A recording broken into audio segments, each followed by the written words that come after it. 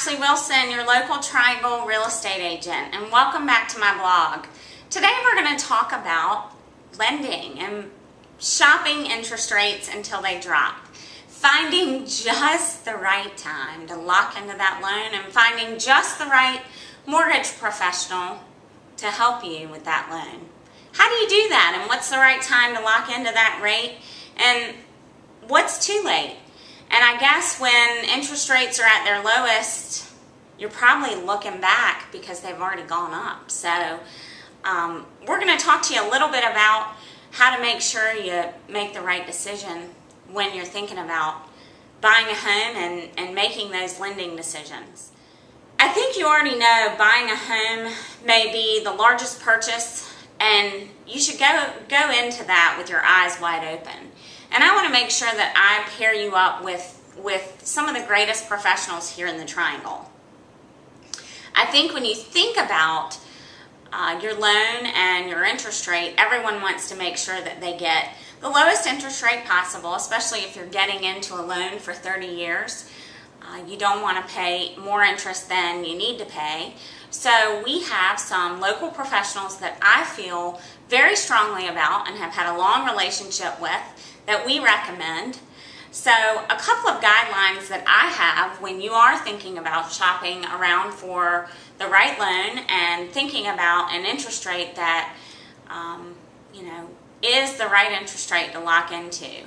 I think the first suggestion that I have is, pair up with a professional that either you know or you trust, and make sure that you don't always just go with someone that you've gone with in the past. One transaction is not always the end-all, be-all.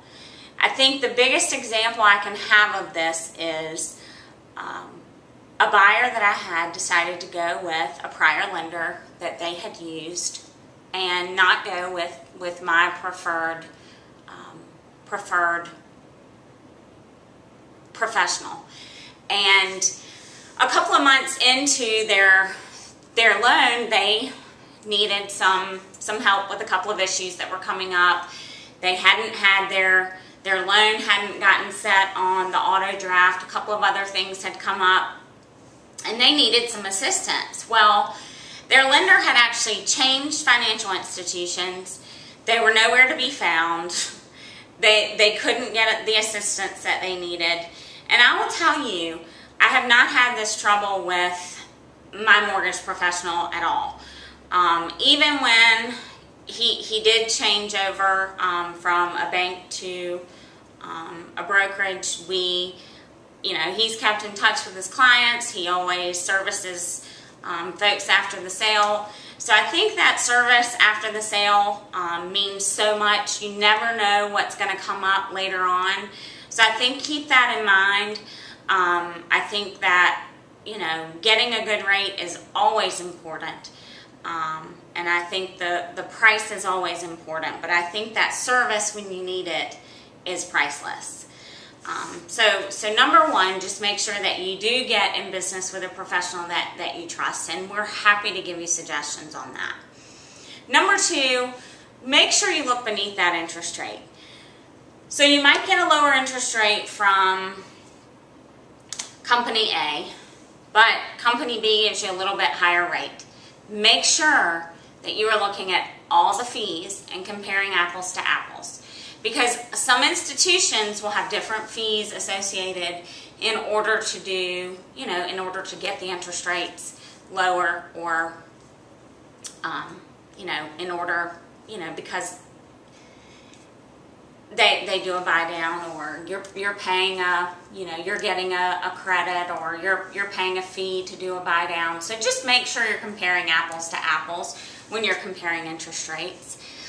So just look below the rate and make sure that the lowest interest rate might not always mean the cheapest lender, because there might be other fees involved in your closing cost that make your closing cost be higher as well.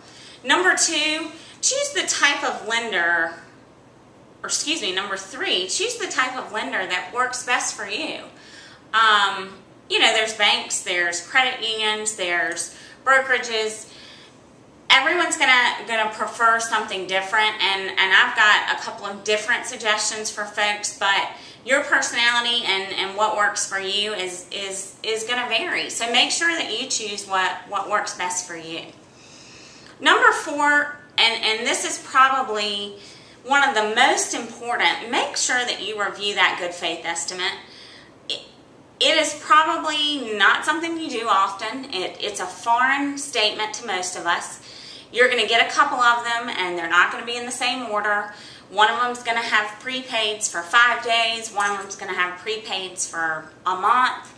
So the closing costs are going to come out different. So pair up with a real estate professional or mortgage professional or both that can explain those good faith estimates to you in detail so that you're comparing apples to apples.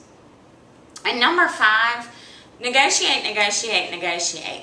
I always recommend that you ask if there's a fee in there that you think shouldn't be there, or you don't understand something, or you think something shouldn't be there, ask for it to be taken off. You can always ask, and the answer can be no, but you should definitely ask. We are here to help you make the right decision when it comes to lending. We want you to shop interest rates and make sure that you do get the lowest interest rate possible, but we also don't want you to wait and look back and see that you missed the lowest rate possible. So please consider getting in touch with us, and we will introduce you to our trusted mortgage professionals. If you know anyone looking for a home to buy or thinking about selling, please send them our way. And don't forget that I remember that it's not just real estate, it's real life.